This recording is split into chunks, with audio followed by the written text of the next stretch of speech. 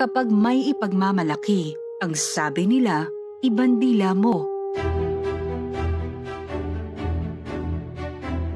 Ang bandila, ang mukhang ihinaharap natin sa mundo.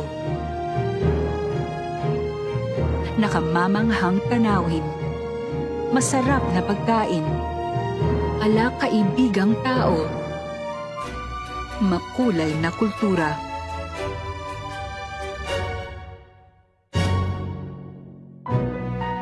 Sa digmaan, ang tagahawak ng watawat ang nasa unang hanay.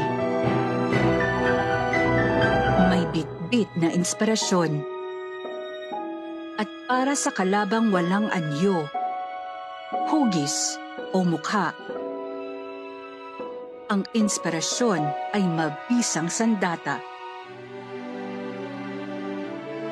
At hindi namin itinigil ang pagwagayway.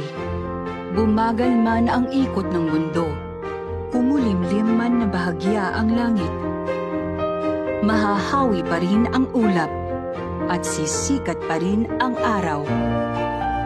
Ganyan ang Pilipinas at ganyan ang Pilipino.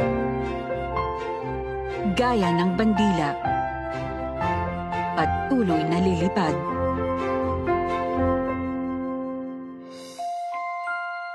Ngayong Pasko,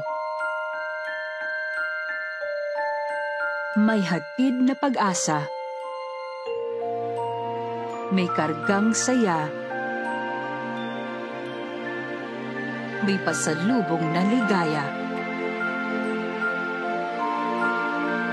Philippine Airlines, ang puso ng Pilipino.